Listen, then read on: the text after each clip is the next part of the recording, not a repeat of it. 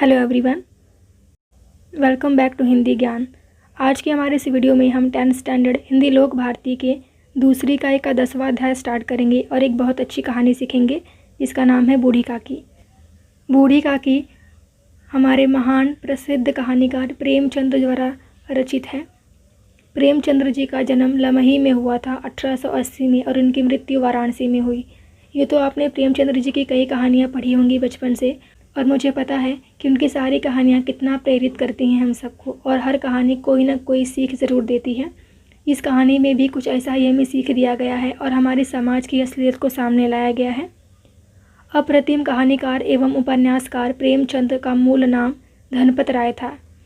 बाल्यकाल से ही अपने लेखन कार्य प्रारंभ कर दिया। प्रस्तुत पाठ में कहानी के माध्यम से प्रेमचंद जी ने समाज में व्याप्त वादा खिलाफी यानी कि बात से मुकरने वाले, वृद्धों के प्रति तिरस्कार की भावना रखने वाले पर जोरदार प्रहार किया है। यहाँ कहानीकार ने बुजुर्गजनों के मन का मनोवैज्ञानिक विश्लेषण यानी कि एनालाइज किया है कि जो तिरस्कार मिलने के बाद उन बुजुर्गों के मन में क्या बीतती है, इसका उन्होंने चित्रण किया है। प्रस्तुत कहानी के मेन कैरेक्टर हैं बूढ़ी काकी, जिनकी उम्र काफ़ी हो चुकी है। उनके हाथ पैर जवाब दे चुके हैं, सिर्फ वो ज़मीन पर पड़ी रहती थी और उसी के सहारे उठती बैठती थी। बुढ़ापा बहुधा बचपन का पुनरागमन हुआ करता है। यह बात सत्य है कि जो बूढ़ा इंसान होता है और जो छोटा बच्चा होता है वो सबकी हरकतें लगभग सेम होती हैं। बूढ़ी काकी में जीवा स्वाद के सिवा और कोई चेष्टा शेष न थी और न अपने कष्टों की ओर आकर्षित करने के लिए रोने के अतिरिक्त कोई दूसरा सहारा ही। जो बूढ़ी काकी थी उनके हाथ पैर तो सब जवाब दे चुके थे, सिर्फ उनकी जीभ बची थी जिसमें कुछ स्वाद आता था खाने पर, और ऐसा रोने के अलावा भी उनके पास कुछ सहारा ना था। समस्त इंद्रियां, नेत्र, हाथ और पैर जवाब दे चुके थे। पृथ्वी पर पड़ी रहती और घर वाले कोई बात उनकी इच्छा के प्रतिकूल करते, भोजन का समय टल जाता या उसका परिमाण पूर्ण ना होता अथवा बाजार से कोई वस्तु आती और ना मिलती तो ये रोने लगती थी। यानी जो बूढ़ी काकी थी, जब कोई घर में ऐसी कोई बात जो उनकी इच्छा के विरुद्ध होती थी या फिर खाने का जो समय है, जिस वक्त खाना खाया जाता है, अगर वो बीत गया और उनको नहीं बुलाया गया तब, और या फिर मार्केट से कोई सामान आया खाने पीने के लिए और उनको नहीं मिला, तब ये बहुत रोती थी। उनका रोना सिसकना साधारण रोना ना था, वे गला फाड़ फाड़ कर रोती थी। गला फाड़ कर रोना यानी कि शोर शराबा करके रोना। उनके पतिदेव को स्वर्ग सिधारे कालांतर हो चुका था।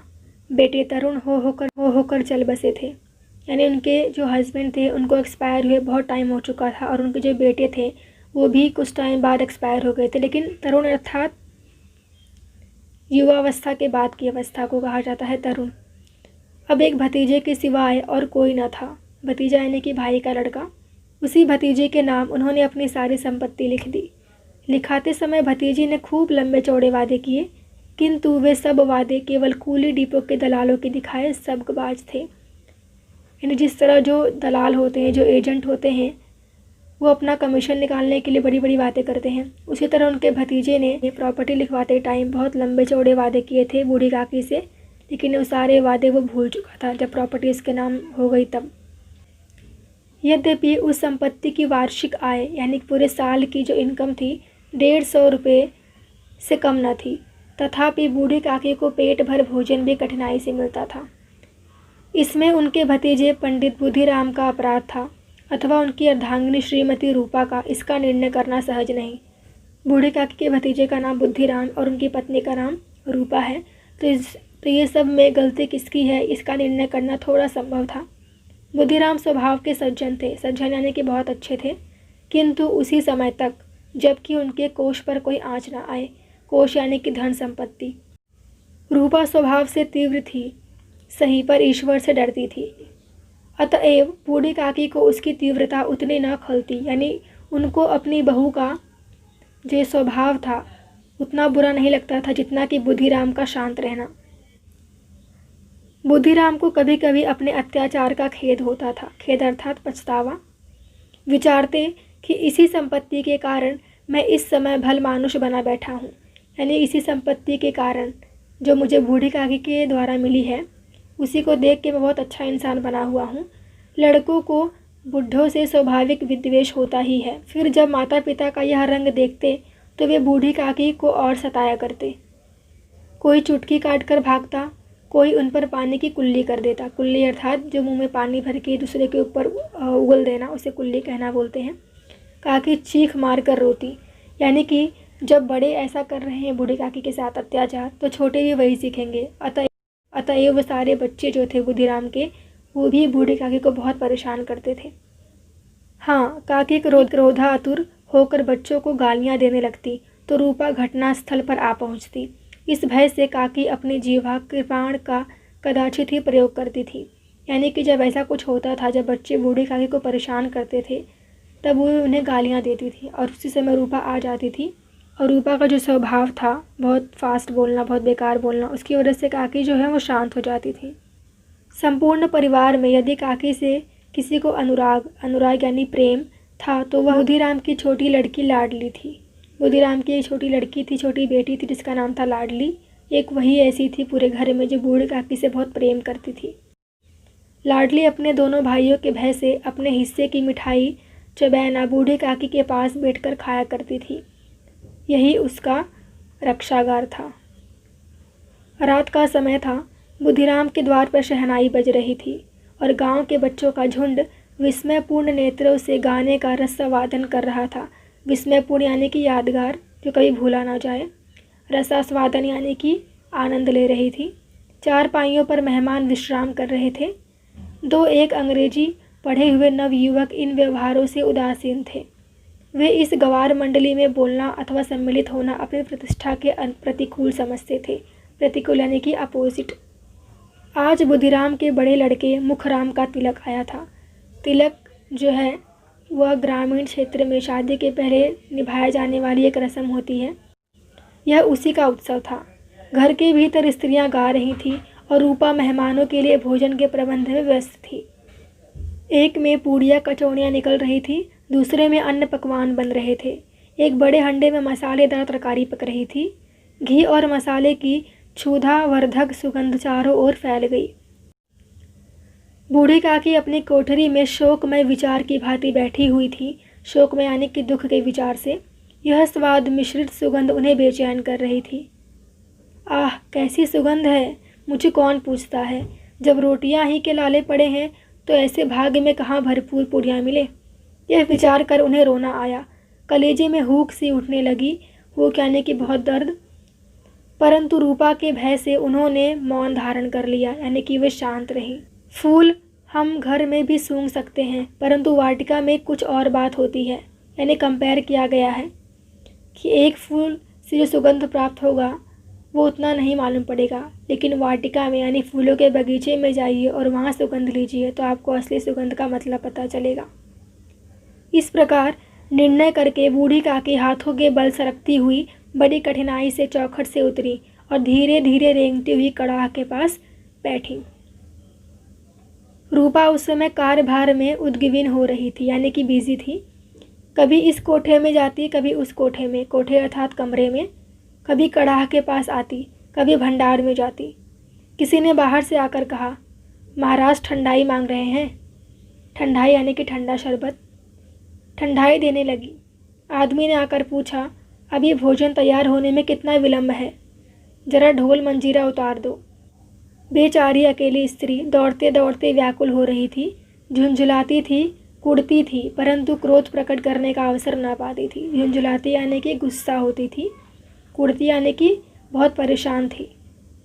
भय होता कहीं पड़ोसी ने यह ना कहने लगे कि इतने में ही उबल पड़ी, यानी इतने में ही थक गई। प्यास से स्वयं कंठ सूख रहा था, यानी गला सूख रहा था। गर्मी के मारे फूंकी जाती थी, परंतु इतना अवकाश भी न था कि ज़रा पानी पी ले। अवकाश यानी कि समय, अथवा पंखा लेकर झले। यह भी खटका था कि ज़रा आँख हटी और चीज़ें की लूट मची। इस अवस्था में उसने बूढ़ी काकी को कड़ाह के पास बैठा तो जल गई, यानी कि अत्यधिक क्रोधित हो गई रूपा। क्रोध न रुक सका, वह बूढ़ी काकी पर झपटी और उन्हें दोनों हाथों से झटक कर बोली, ऐसे पेट में आग लगे, पेट है या भाड़?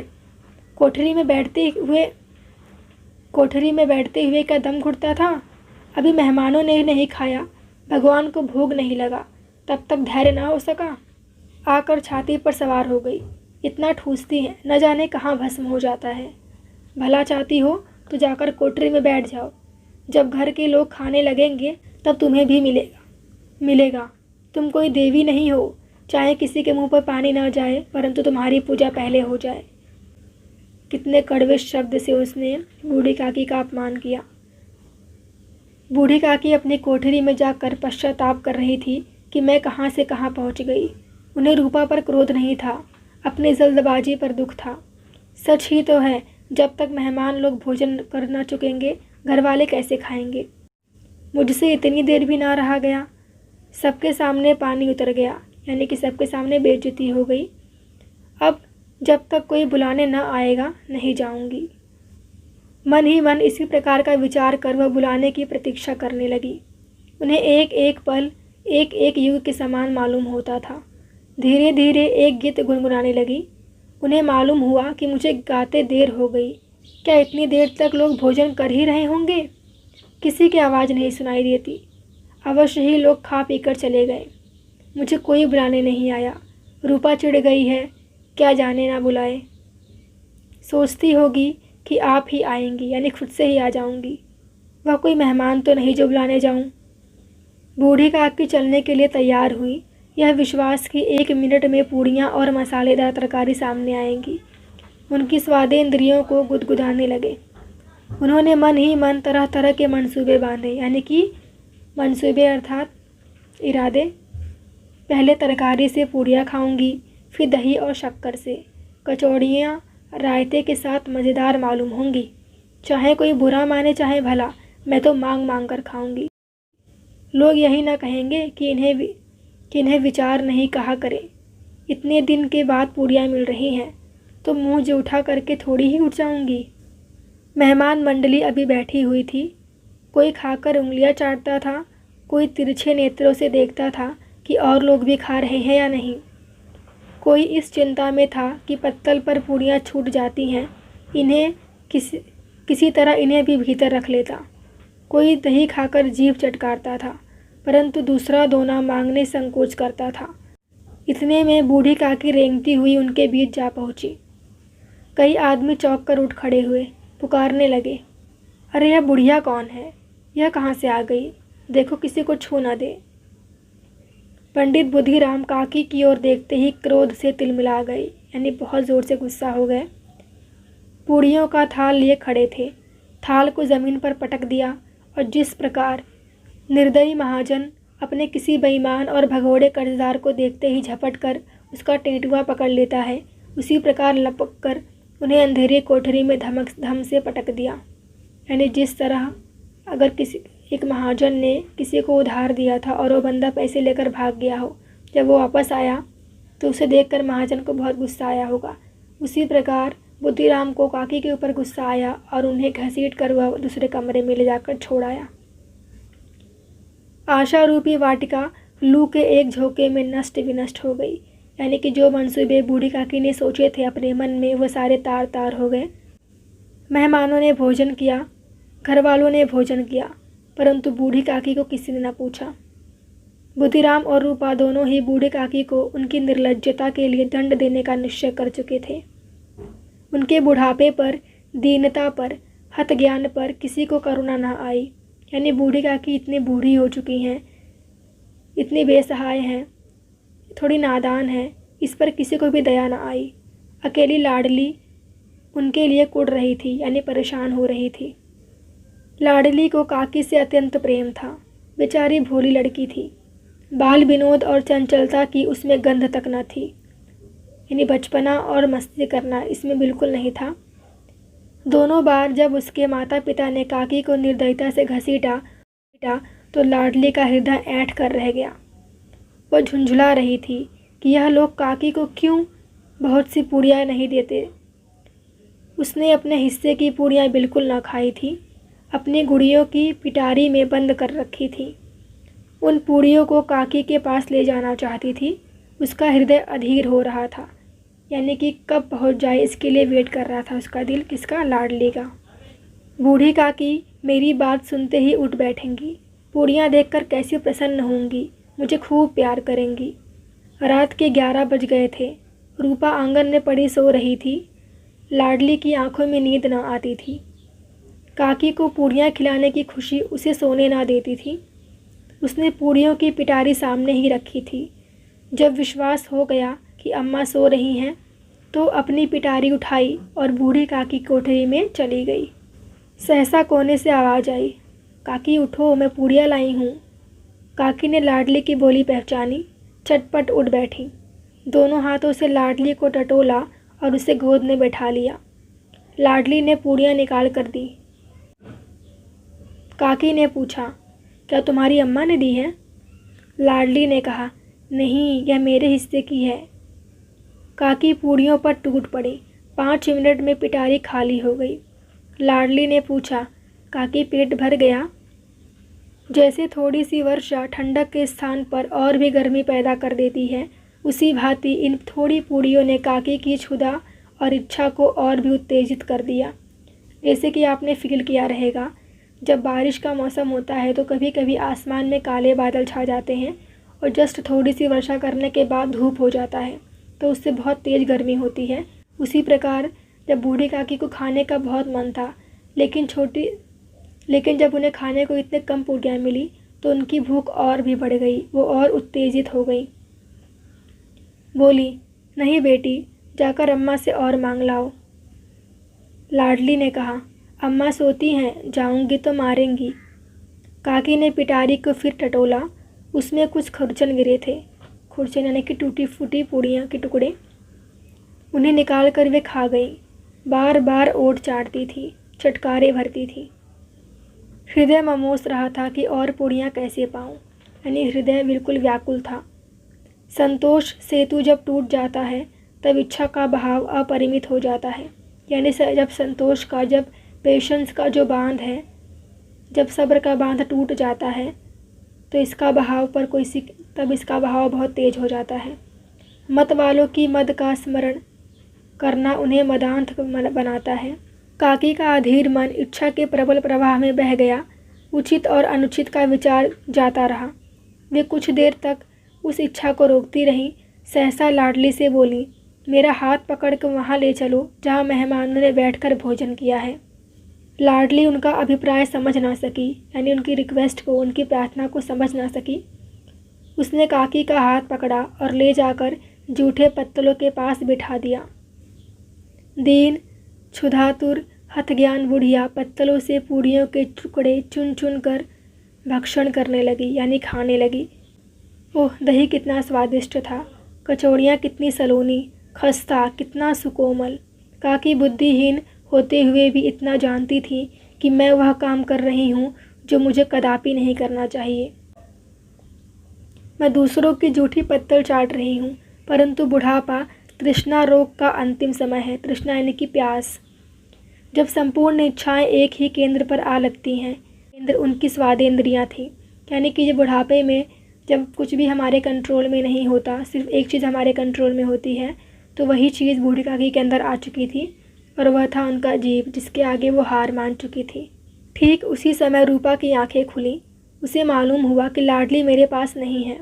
वह चौंकी, चारपाई के इधर उधर ताकने लगी कि कहीं नीचे तो नहीं गिर पड़ी।